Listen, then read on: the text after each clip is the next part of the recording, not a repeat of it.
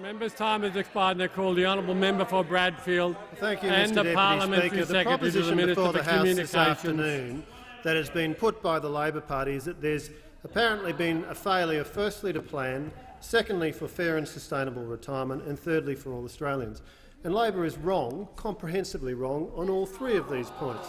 First of all, we absolutely do have a plan, and we have a plan designed to deal with the fact that the retirement income system, the age pension, costs $43 billion a year, and that cost is increasing. And if it is to continue to be afforded, we need to have a plan to deal with it. And we do have a plan on this side of the House, unlike this empty, weak, rabble opposition standing forward, standing up, engaging in cheap populist jibes consistently. The former proud Labor Party has descended to this. None of you are descendants of Hawke and Keating. You're an embarrassment to the former proud Labor Party. On this side of the House, we have a clear plan to deal with a serious public policy issue, which is sustaining the provision of the aged care pension, the age pension, so it is always there for those who need it. And indeed, in the measures announced in this budget, those with no or few assets will see their pension rising, on average $30 a fortnight from the 1st of January. And yes, those with significant assets are facing an incremental tightening of the assets test. It is true that a couple with house and assets of $1.15 million will now see a reduction in the assets test to $823,000. We recognise that this is an impost on a small group of people, a relatively small group of people, but this is about making sure that the overall system is sustainable and we have a fair plan to do it. Now, secondly, the issue before the House is whether the plan is fair and sustainable.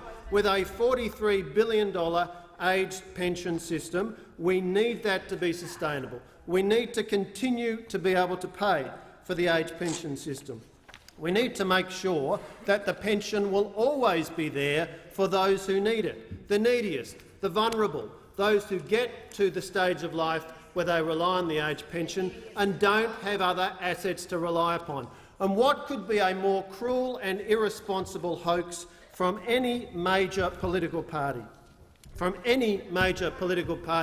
to not ensure that the pension system is sustainable so that those who need it when they get to their retirement age have the pension system available to them. From the other side of the chamber, what do we hear from the once proud party of Hawke and Keating? What we hear is, oh, don't worry about that, deficit after deficit. We won't even turn our mind. We won't even worry about how things are to be afforded, because apparently that is the domain of a responsible political party. We're not going to worry about that. That is essentially the argument that we are getting from this once proud, once economically responsible political party, which is engaging in the cruel hoax of pretending that everything can be afforded, no need to worry about it. As serious advocates of policy know, we have in this country a welfare system where a key principle is that we target it to people who are in need, and that is an absolutely critical principle of the changes that we have announced in this budget. And now we are asked about how is this fair, and fairness is critical.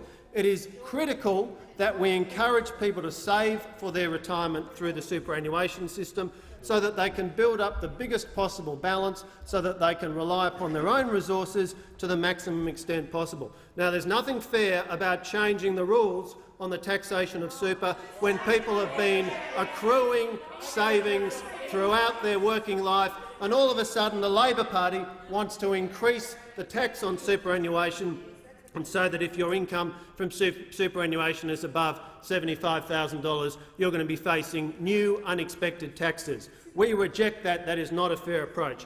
And the third principle is an approach for all Australians. And the right approach for all Australians is a retirement income system that meets the needs of all, for those who are in a position to save, to provide for themselves and build up significant assets. The superannuation system is there for those to rely upon. For those without significant resources, we always need to have the pension system there, and it would be a cruel hoax to pretend that we can continue to afford it without the responsible measures that we are introducing. Order. I call the honourable member